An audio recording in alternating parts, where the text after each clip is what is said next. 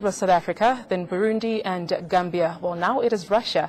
Kremlin has called it quits from the International Criminal Court. President Vladimir Putin's decision comes amid calls for his military to be referred over airstrikes backing President Bashar al-Assad in Syria. The president instructed Russia's foreign ministry to notify the United Nations of the country's refusal to be a part of the ICC.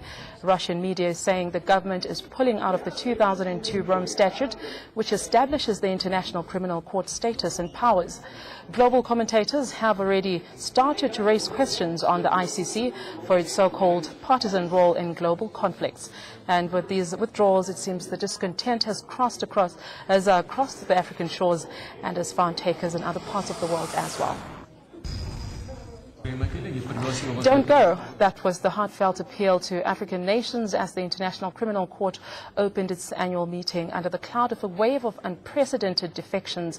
Gambia on Monday formally notified the United Nations that it was withdrawing from the court following the wake of South Africa and Burundi. Now the court is accused of being biased against Africa. Kenya, Namibia and Uganda have also indicated that they are considering pulling out of the Rome Statute, the ICC's founding treaty.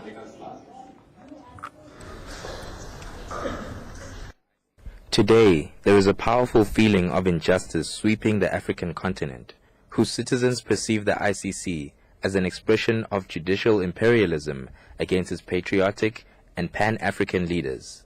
But we also have to see them as the expression of the sovereignty of these states, free to ratify the Rome Statute and free to leave. I send them a solemn appeal and ask them, don't go. Against this backdrop, I must register my disappointment that 3 state parties have decided to withdraw from the statute.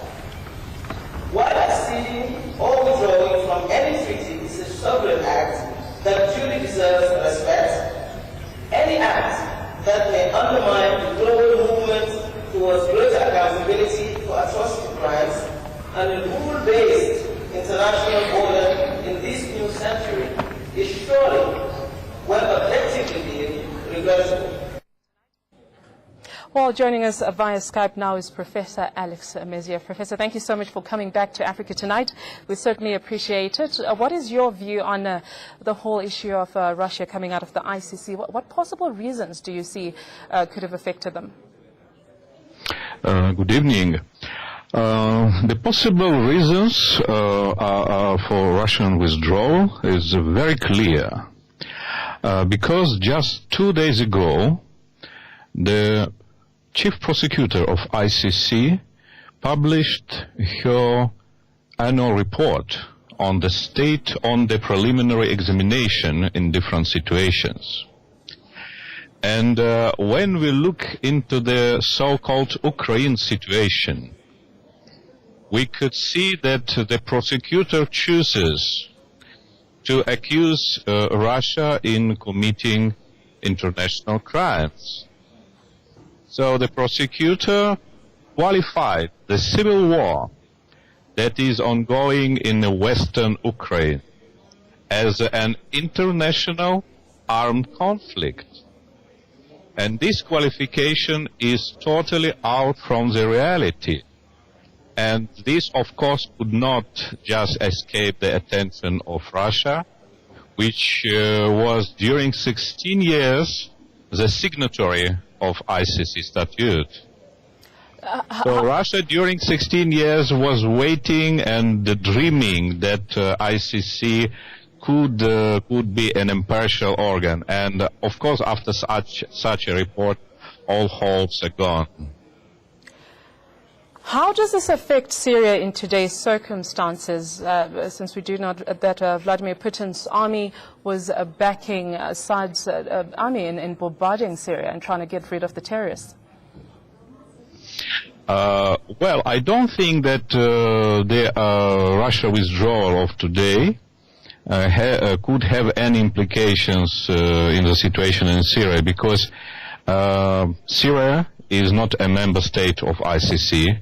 And Russia also, let me draw your attention to the fact that Russia is not really withdrawing from ICC like South Africa did.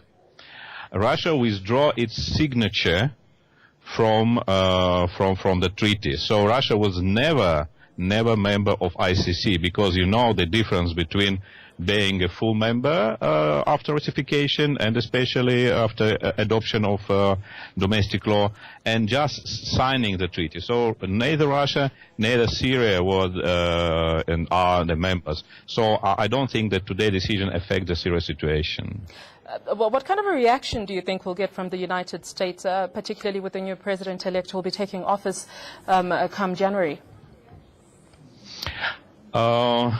I don't think that United States, or at least officials of USA, will comment on what Russia did today, because that is exactly what that USA did almost 15 years ago. So after they signed ICC treaty, they withdraw their signature. So they just did it 15 years ago, or more, even more. But when we are commenting the newly elected president, I also think that there is nothing new in the coming of Mr. Trump as a president-elect, because when we're talking about very serious politics, it's not about personalities, it's about elites. So with new elect president, no new elite comes. It's just the winning of different elites. Right. Professor, thank you so much for your insight here on Africa Tonight. We certainly appreciate it. We have run out of time. Would have loved to continue this discussion. It doesn't have to end here. We can take it on to online, and you can tweet us and tell us your thoughts as well. We'll have to leave it there for now. That's Professor Alex Meziev, international law expert. It doesn't have to end here. We can take it on to online, and you can tweet us and tell us your thoughts as well. We'll have